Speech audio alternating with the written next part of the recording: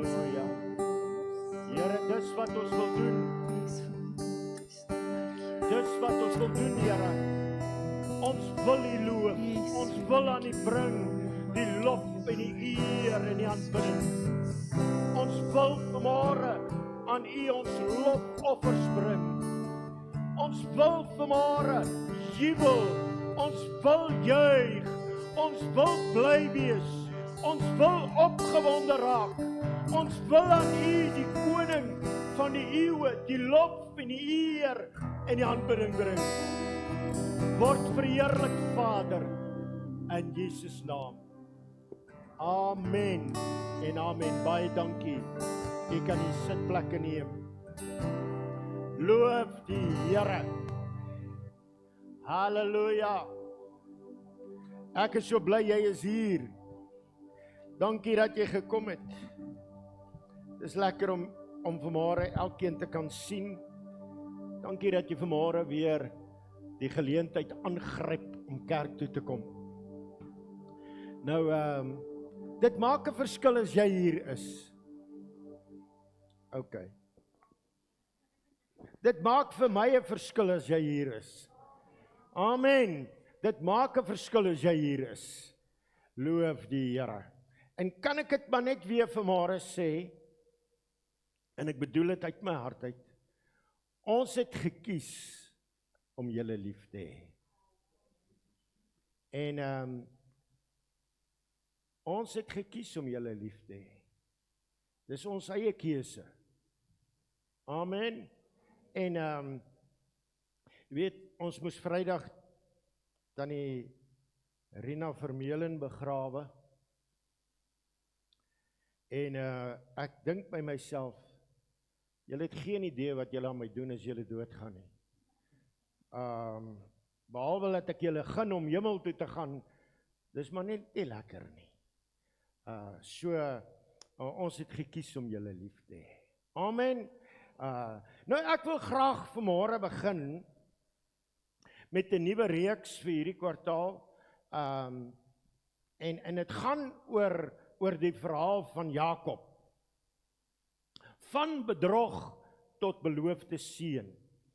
Nou ek het nie nodig om baie oor Jakob te sê nie. Ek dink vanmôre ken u en weet u die verhaal van Jakob, maar ek wil graag vanmôre praat oor daardie stryd wat Jakob gehad het om die seun van die Here te kry. Daai stryd. Hoor gou, ek het dit nou nie op die skerm nie. Ek was nie van plan om dit te lees nie, maar vanoggend toe ek nou voorberei vir vanoggend, toe dink ek, miskien moet ek dit net vir u lees. In Genesis 25 vanaf vers 19. En ek wil net hê, ons moet net gou weer, kom ons vra gou vir mekaar, wie was Jakob se pa en ma? Nee man, nee. Kom aan. Wie was hulle pa? Wie was hulle oupa en ouma? Is dit, weet jy, toe ek het in hierdie week lees, toe dink ek, is dit nie vreemd toe die mense van die ou tyd opgetree het nie. Abraham, sê die Bybel vir my, was al oud, en ek dink hy was al moedeloos. Abraham was, dink ek, hy was oud en hy was moedeloos, en terwyl hy in die bed lê, toe stuur hy een van sy dienaars, en hy sê, ag, gaan soek tog maar vir Jakob 'n vrou, want op sy eie gaan hy nie regkom nie. Het julle dit al gelees? O nee, dit staan dit in die Bybel, dit staan in die Bybel. Nou, ek gaan net vir u hier lees van Genesis 25 vers 19. Hy sê, en hy begin so mooi, en ek gaan dit net weer noem, hy begin en hy sê, en dit is die geskiedenis van Isak, die seun van Abraham. Abraham was die vader van Isak, en Isak was 40 jaar oud toe hy Rebekka, die dogter van Betuel, die Arameer uit die Padan Aram, die suster van Laban die Arameer vir hom as vrou geneem het. En Isak het die Here gesmeek met die oog op sy vrou, want sy vrou was onvrugbaar. Ok, kom ons stop net gou hier. Was Abraham se vrou nie ook onvrugbaar nie? Ok.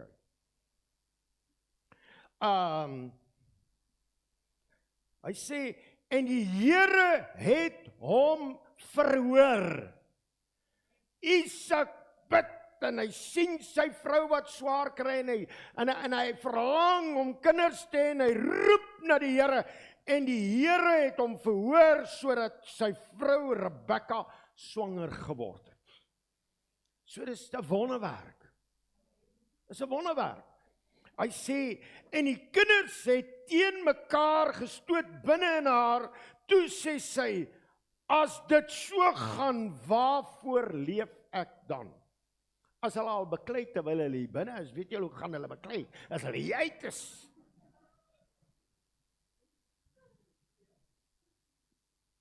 Gaan lees dit, ek lees dit net so. Sy sê, waarvoor leef ek dan? Daarop het sy gegaan om die Here te raadpleeg. Hoor jy gou, Isak alleen het nie gebid nie, sy het ook gebid. En sy sê, Here, wat gaan hier aan? En die Here het haar geantwoord, 2 nasies is in jou skoot, 2 volke sal van mekaar uit jou liggaam, en die een volk sal sterker wees as die ander volk, en die oudste sal die jongste dien. Was hulle toe al gebore? Nee, hulle is nog daar.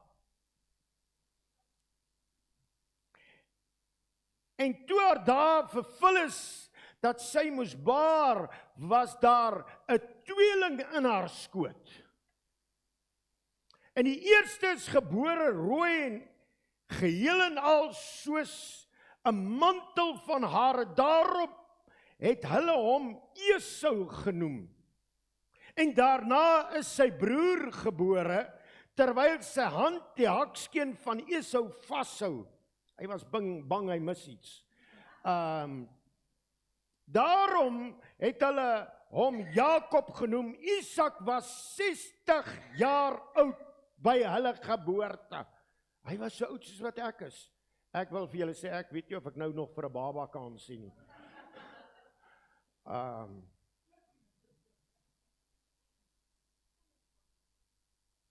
En die seuns het opgegroei. Esau het 'n ervare jagter geword, die man van die veld, maar Jakob was 'n vredelewende man wat in die tente gewoon het. En Isak het Esau lief gehad, want wildsvleis was na sy smaak, maar Rebekka het Jakob lief gehad. En Jakob het 'n kooksel klaargemaak en Esau het moeg uit die veld gekom. Toe sê Esau vir Jakob, laat my tog sluk van die rooi goed daar, want ek is moeg. Daarom het hulle hom Edom genoem. En Jakob antwoord, verkoop eers jou eerstgeboorte reg aan my. En Esau sê, kyk, ek gaan sterwe, en wat baat 'n eerstgebore reg my dan? Toe antwoord Jakob, sweer eers vir my, en hy het vir hom gesweer en sy eerstgeboorte reg aan Jakob verkoop. En Jakob het aan Esau brood en die kookselengsies gegee, en hy het geëet en gedrink en opgestaan en weggegaan. So het Esau dan sy eerste geboorte reg verag. Net tot sover. Ons praat oor Jakob wat verander van bedrog na seën, beloofde seën. En vandag gaan in besonder oor die stryd van seën. Kom ons sê gou vanmôre vir mekaar, en ek wil hê net jy moet eerlik wees. Daar's min dinge waarna 'n mens meer verlang as die seën van die Here. Daar's min dinge. Ons verlang na God se guns. Ons verlang na vrede, ons verlang na betekenis, ons verlang na 'n lewe wat tel. Amen. Maar amper elke mens probeer daardie seën op sy eie manier kry. Sommige werk harder, ander bou hulle identiteit op prestasies, ander vertrou op geld, ander probeer mense beïndruk, maar die vraag wat ek vanmôre mee wil begin is, hoe ontvang 'n mens werklik God se seën? Hoe ontvang ons dit? Nou die lewe van Jakob begin met hierdie vraag. Sy lewe begin eintlik so. Trouwens, nog voordat hy gebore word, is daar 'n stryd. Hoor mooi, daar's 'n stryd. Nie net 'n stryd tussen twee broers nie, maar eintlik 'n stryd tussen twee koninkryke. Tussen menslike verwagting, tussen goddelike uitverkiesing. En in die eerste hoofstuk van Jakob se lewe leer ons een van die baie belangrike waarhede van die evangelie. God se seën begin altyd by God se genade. Jy word nie geseën omdat jy dit verdien nie. Jy word geseën omdat God genadig is.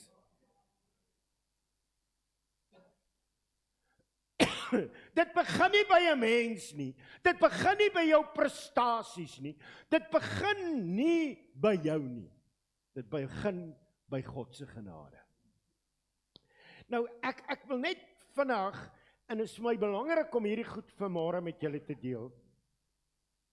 Ek wil vandag net deur hierdie gedeelte gaan. Eerstens, Genesis is besig om die verbondsgeskiedenis te vertel.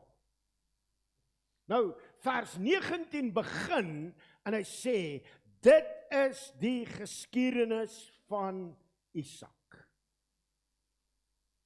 Dis die geskiedenis. Nou, die Hebreëse woord wat daar gebruik word vir geskiedenis, is nie bloot net historiese waarde nie.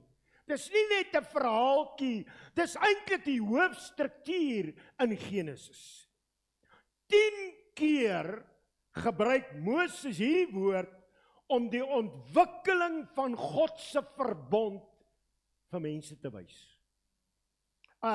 Die fokus is dus nie op Jakob nie. Hoor mooi, die fokus is nie op Jakob nie. Die fokus is, hoe beweeg God se verbond deur die verlede? Hoe beweeg God se verbond deur die geskiedenis? Dit beteken eenvoudig dat Jakob is nie die hoofkarakter nie, God is. God is die hoofkarakter. Tweedens, het julle al agtergekom hoe onvrugbaarheid 'n rol speel in die Ou Testament? Het julle al agtergekom dat die ouens wat prominent is, se vrouens is onvrugbaar? Jy moet blind wees om dit te sien nie. En dit is asof daardie manne wat uitstaan, asof hulle God moet vertrou eers vir 'n kind, voordat hulle God kan vertrou vir 'n bediening. Rebekka is onvrugbaar. En sy is nie die enigste nie. Dink maar aan Sara, dink maar aan Rebekka, dink maar aan Rachel later. Hierdie patroon is doelbewus. Hoekom? Waarom? Want God wil iets wys. God wil iets wys. Die verbond word nooit op menslike vrugbaarheid voortgesit nie. God se verbond word nie per ongeluk deur een of ander. God se verbond word voortgesit wanneer mense die Here vertrou, God 'n wonderwerk doen en iemand spesifiek opwek. Hallo, hoe is Jesus se gebore? Ag, kom aan, is hierdie stappie bietjie te groot. Hoe is Jesus se gebore? Daar was 'n wonderwerk nodig.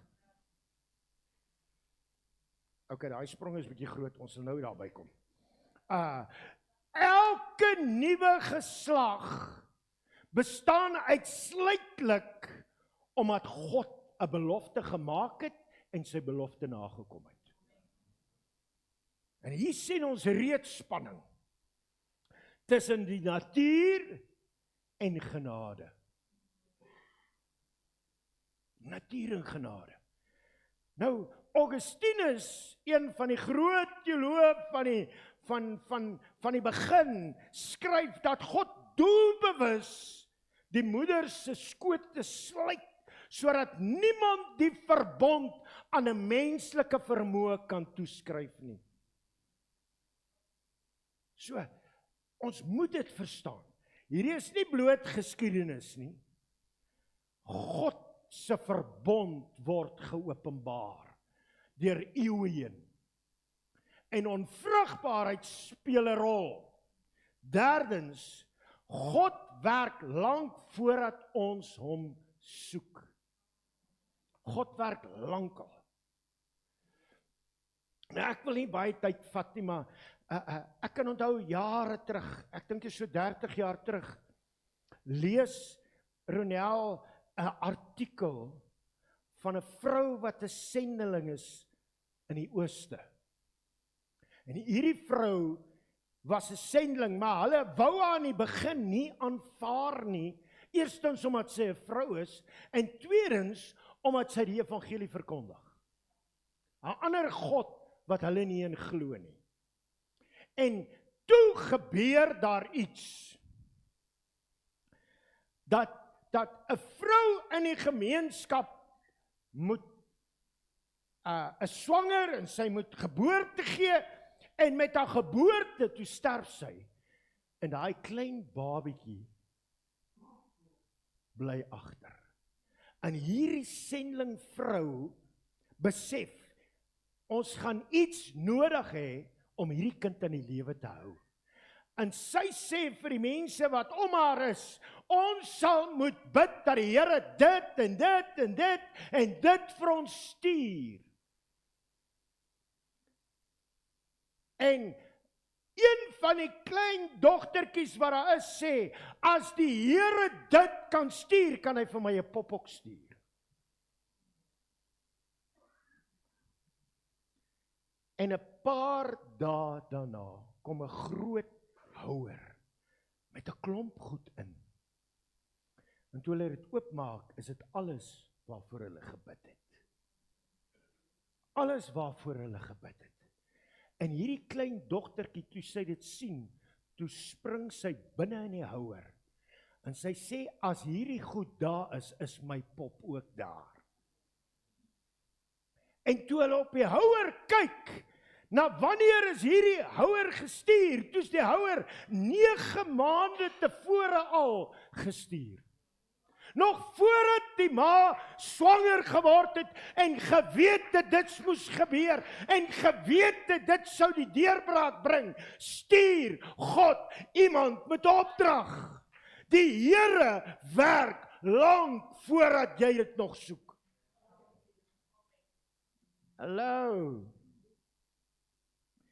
En hierdie verhaal begin met Isak en Rebekka.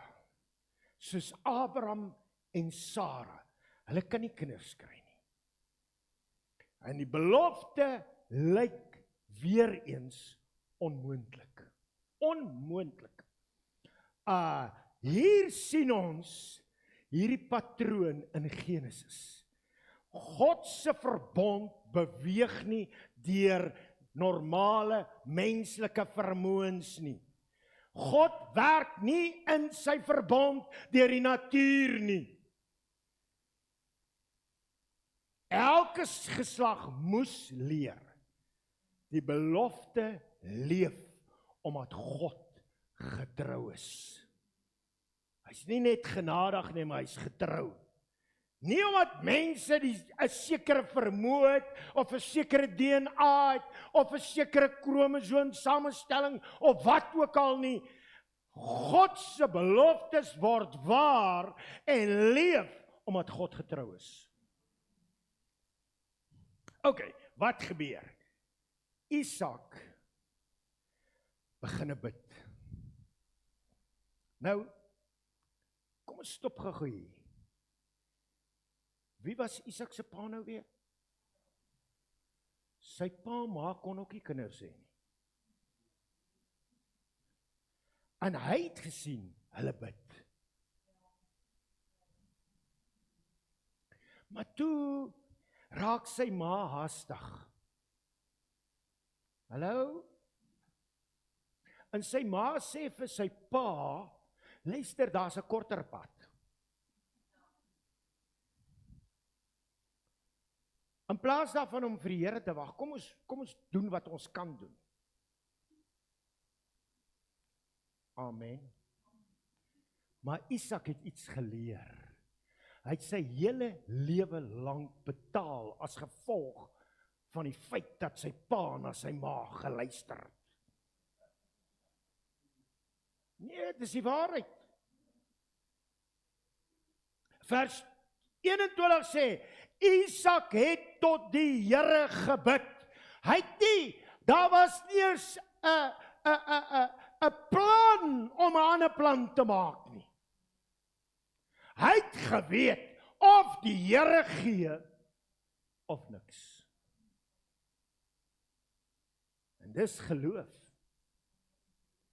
Hy probeer nie sy eie oplossing uitdink soos Abraham vroeër met Hagar nie. Hy bid en hy bid en hy bid en hy bid totdat die Here antwoord. Maar die antwoord van die Here bring spanning in Rebekka.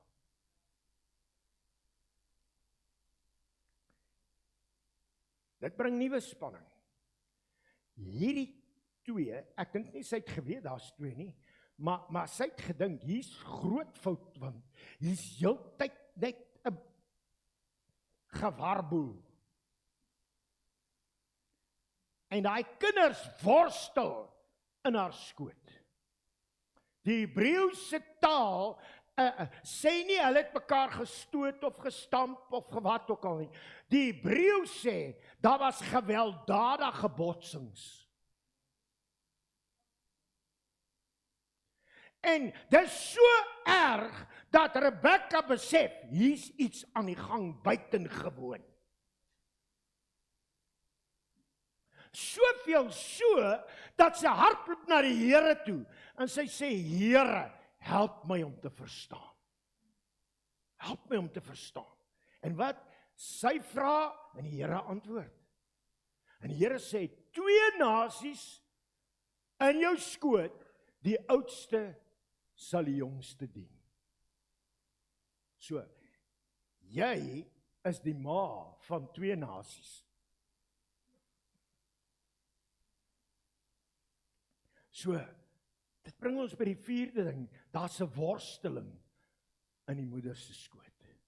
Vers 22 sê, die Hebreëse woord wat daar is nie bloot 'n beweging nie.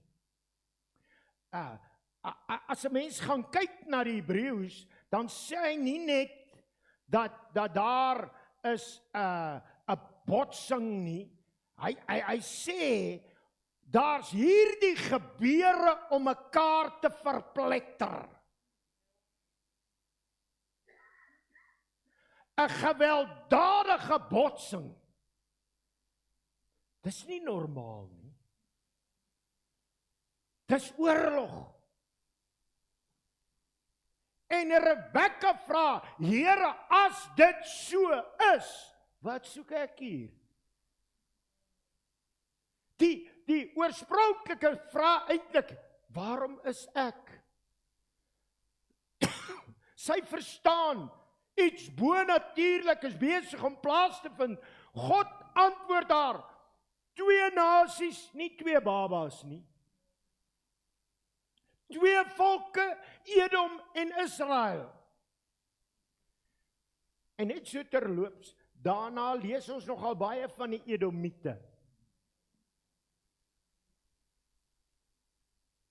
Die hele Ou Testament lê reeds opgesluit in hierdie profesie. Die volgende ding wat ek sien, God verkies voor geboorte. Daai uitverkies, dit vind plaas voor geboorte. Nou moet ons iets in die Nuwe Testament leer ons daarvan in Romeine 9. Paulus sê, nog voordat hulle iets goeds of kwaad gedoen het, het God hulle uitverkies. Waarom? Want God kies wie hy wil. Nie wat ons wil nie, wat hy wil. God se uitverkiesing staan vas. Hierdie is waarskynlik die duidelikste Oud-testamentiese voorbeeld van onvoorwaardelike uitverkiesing. Geloof is nie die grond of die basis vir God se uitverkiesing nie. Nie werke nie, nie karakter nie, nie potensiaal nie. God kies omdat hy God is. Daar is sekere dinge wat ek en jy kan doen, maar daar is sekere goed wat net God kan doen. En hier moet 'n mens verduidelik. God se uitverkiesing is nooit onwillekeurig nie. Dit vloei vanuit sy volmaakte wysheid. Ons verstaan dit nie volkome en volledig nie, maar ons aanbid die Here omdat hy God is. En hierdie lei altyd, onthou, as ons die Ou Testament lees, moet ons altyd sien, daar's heenwyse na Christus. Onthou jy laasweek toe ons gepraat het oor Noag en sy gesin, was daar 'n heenwyse na Christus. En hier is dit ook nie anders nie. Ons sien reeds die evangelie, die goeie nuus, die blye boodskap. Ons redding begin nooit by ons nie. Ons redding begin nie by ons nie. Amen.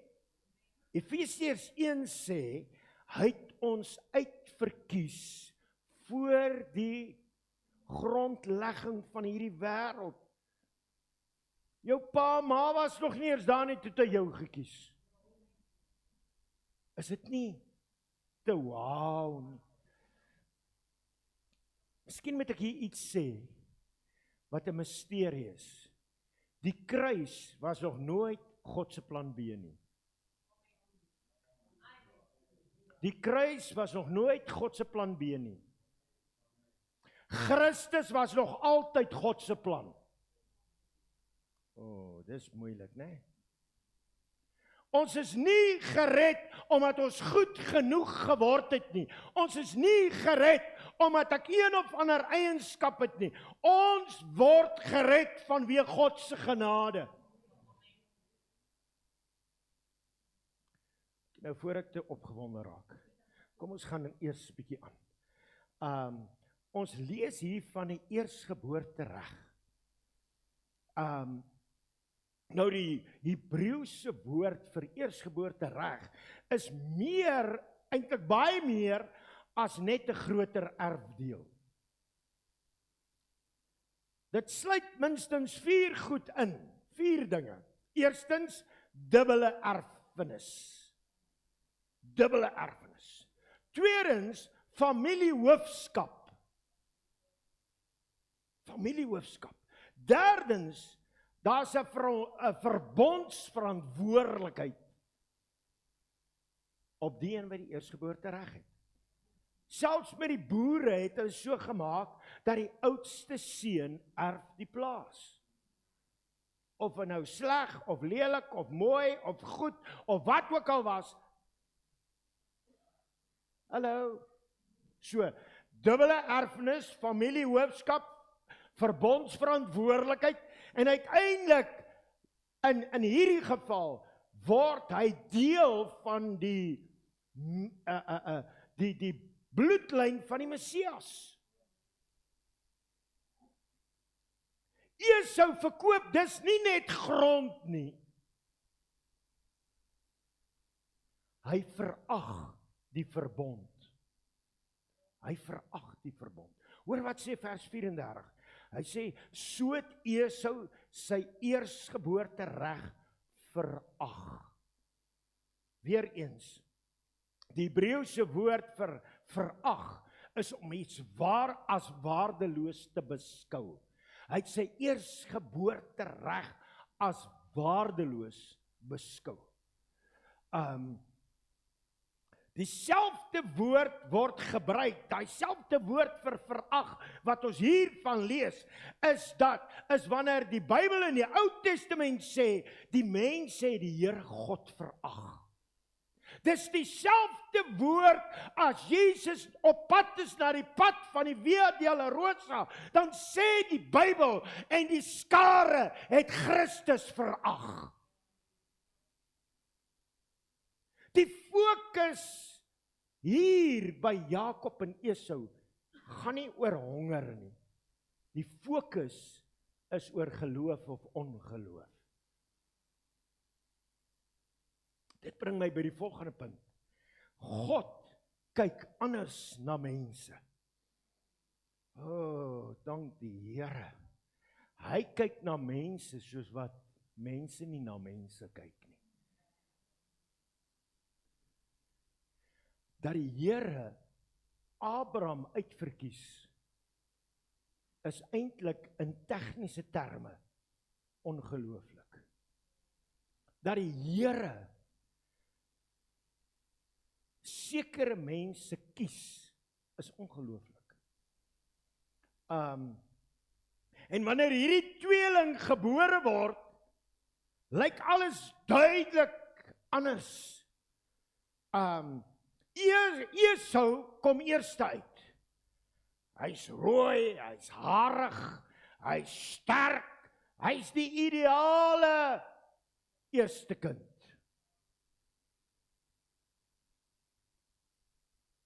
Dit laat 'n mens dink nogal, as die profeet kom om 'n koning te salf, dan kyk hy onder die kinders, en Dawid was nie eens by nie.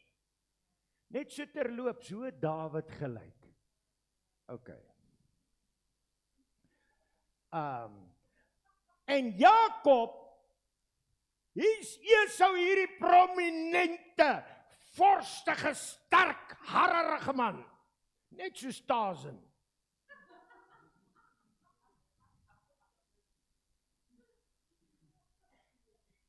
Dis die waarheid.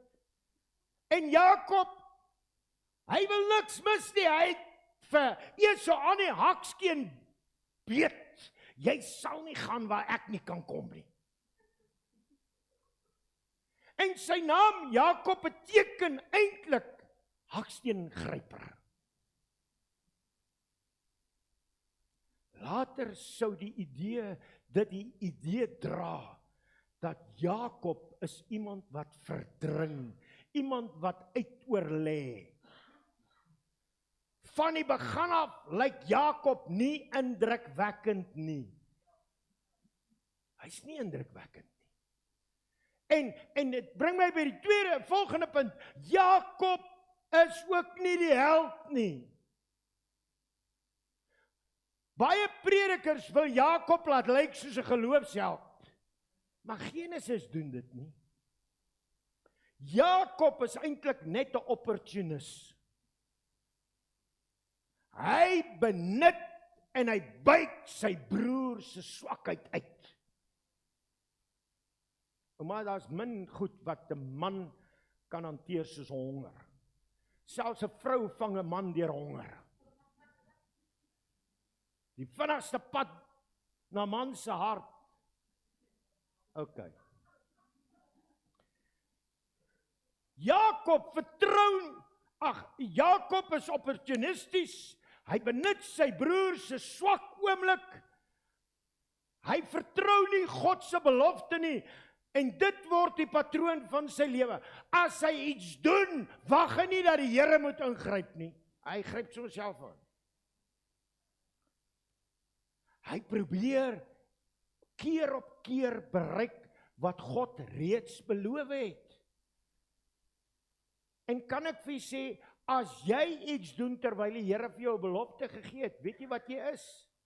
Jy's eintlik ongelowig met godsdienstige vorm.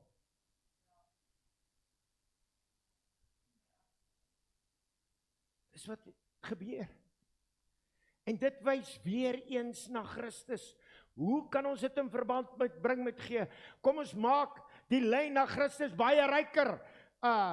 Jakob gryp na die seën van die Here.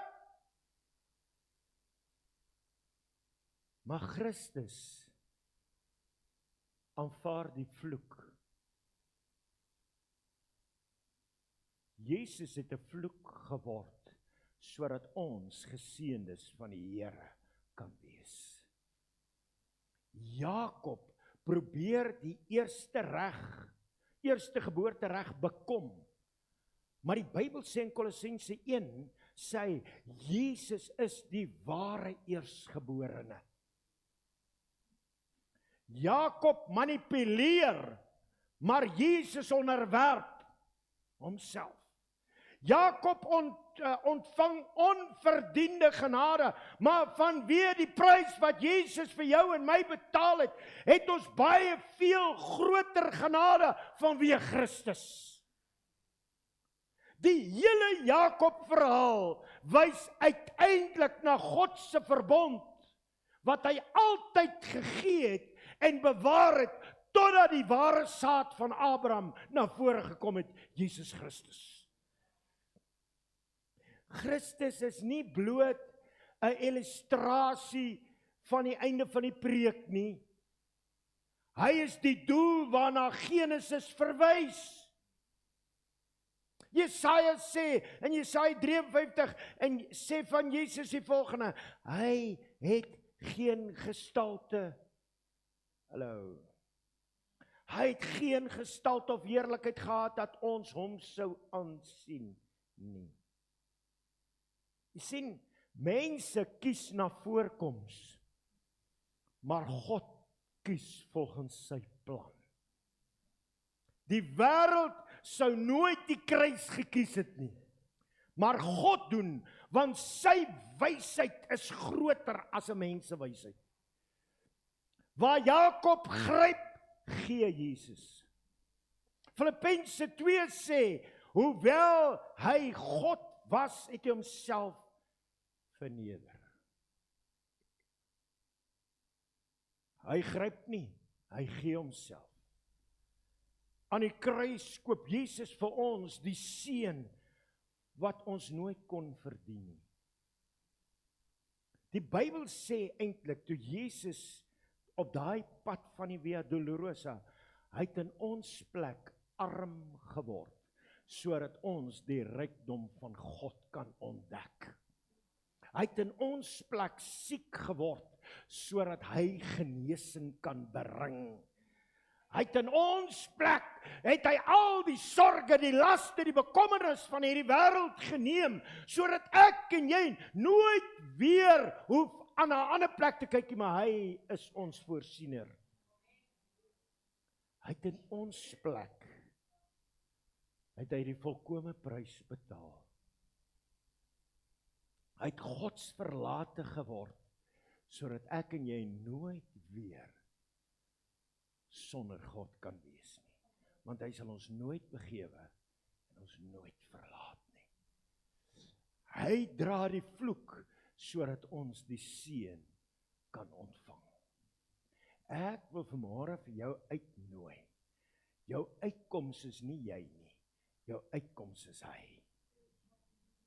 Hy is jou bron van seën. Nie jy nie. Nie dit wat jy doen, of dit wat jy hoor, of dit wat jy verstaan, of dit wat jy leer nie. Luister, die uitkoms is in Christus. Ek wil vanmôre vir jou kom vra. Net daar waar jy sit, sluit asseblief jou oë. En net daar waar jy is, sê bietjie vanmôre vir die Here, Here, ek besef, alles wat ek nodig het U nog altyd geweet. Nog voor die grondlegging van hierdie wêreld, het U reeds bepaal en sekere beloftes gemaak. Here, reeds voordat ek gebore is, het U al 'n plan met my lewe gehad. Here, U is die Here.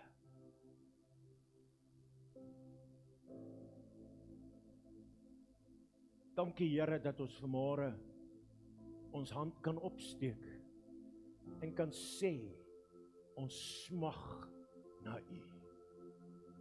Here, dankie dat ons vanmôre kan erken en bely dat ons kan nie sonder U nie. Ons kan nie sonder U nie. Here, wat ons nodig het is U. Wat ons nodig het is om U te ken. Here, Jakob het op sy eie manier sy stryd gevoer om seën te kry. Maar Jesus het reeds die prys betaal, sodat ons geseëndes in Christus kan wees. Here, ons is eintlik gebroke. Ons is eintlik so vol sonde. Maar Jesus het al die aanklagte wat teen ons sou tel, aan die kruishout van Golgotha vasgespijker en in ons plek reeds betaal vir daardie prys. Here, ons wil vanmôre voor U kom buig en ons wil kom bely en ons wil vra, Here, vergewe ons dat ons so gefokus is op onsself. Vergewe ons dat ons so gefokus is op ons eie metodes. Ons wil bid, Here, dat U vanmôre deur U Gees die naprediker van U woord sal wees. Here, dat U Heilige Gees voortdurend in ons harte sal praat, sodat ons kan hoor, kan verstaan, kan begryp die grootte, die wydte, die lengte en die breedte van U liefde vir ons. Sodat ons kan begryp, Here, hoe groot U genade vir ons is. Here, ons is wat ons is vanweë U genade. Ons kan dit nie verdien. Here, ons wil vanmôre voor U kom buig en ons wil opnuut ons eie lewe in U hand kom gee. Here, vergewe ons van al ons sondes. Vergewe ons van al ons gebrokenheid. Vergewe ons van die goed in ons lewe